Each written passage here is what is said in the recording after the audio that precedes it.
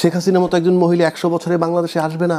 পৃথিবীর সেরা নির্বাচন উপহার দিবেন নাকি পৃথিবীর জঘন্যতম নির্বাচন উপহার হবে? ঐতিহাসিক নির্বাচন। ঐতিহাসিক তো সবই। আপনি যদি জঘন্যতম নির্বাচন হয় সেটাও তো ঐতিহাসিক। শেখ হাসিনা যে চলে গেলেন যে ঘটনা ঘটাইয়া, বাংলাদেশের 55 বছরের ইতিহাসে ঐতিহাসিক। শেখ হাসিনার মতো একজন মহিলা 100 বছরে বাংলাদেশে আসবে না।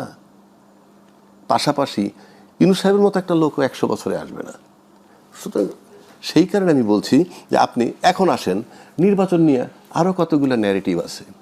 দায়িত্বশীল দল বলছে অমুক দল দিয়ে প্রশাসন, অমুক দলের ইচ্ছায় প্রশাসন সাজানো হচ্ছে, এবং হাস্যকর কত ব্যাপার, লটারি দিয়েও প্রশাসনের লোক আপনি বন্টন করছেন। আমি তো কোনোদিন শুনিনি যে লটারি দিয়ে লোক বন্টন করে। ভালো কথা করেন, ঠিক আছে, নিজেদের স্বচ্ছতা বা কোশ্চেন যাতে না থাকে।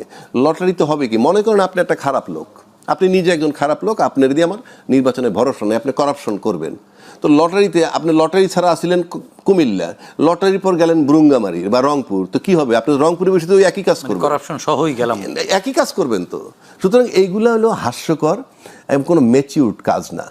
আর 5ই আগস্টের পরে আমরা যেই তিমিরা ছিলাম সেই তিমিরে কেন আছি যে আমরা 8টা মাস আন্দোলন মানে কথাবার্তা বলছি, 8 মাস। যেই সরকারকে আমরা একেবারে অযোগ্য সরকার বলি, আমি সরকারকে অযোগ্য বলি, উনি নির্বাচিত সরকার না, বাট ওনার কিছু ভালো কাজ তো করছে, সেই বিতর্কে আমি সেই আলোচনায় যাচ্ছি না, প্রয়োজন নাই। কিন্তু ওনার সাথে তো আপনার 8 মাস যারা বৈঠক করছেন তারা তো সব বিজ্ঞ রাজনীতিবিদ, তারা ক্লেম করেন যে তারা বিজ্ঞ রাজনীতিবিদ। তো তাহলে তারা এই 8 মাসে একটা ঐক্যমত্যে আসতে পারলো না কেন? আপনি ওই বর্তমান সরকারের উপরে দোষ চাপায় দিয়া, হ্যাঁ, আপনি কি দোষমুক্ত হচ্ছেন? আপনি বুদ্ধিমান, তো বোকার ব্লেমে, বোকার চালে আপনি পড়লেন, আপনি কিছুই করতে পারলেন না, ডাকলেই যাচ্ছেন, ফিরে এসে বলছেন কি যে আমেরিকার থেকে লোক আইসা সংবিধান সংস্কার করতে যাচ্ছেন কেন, যাচ্ছেন কেন? আবার আইসা বলেন তা আপনি তো পারেন নাই সিদ্ধান্ত নিতে।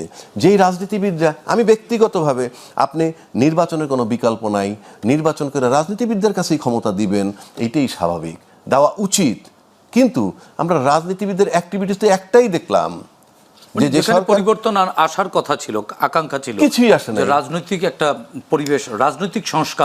একজন ব্যক্তির সাথে আমরা যদি ওখানে দেখি, ফিজিক্যালি আমরা 2টা ব্যক্তিকে দেখছি কর্মকাণ্ড করছে। একজন হইল আপনার আলী রিয়াজ সাহেব, আরেকজন তো চেয়ার সর্বস্ব, মানে ওখানে উনি কিন্তু কমিশনের প্রধান, ঐক্যমত্য কমিশনের, বাট ওনার ফিজিক্যাল প্রেজেন্স খুব কমই ছিল।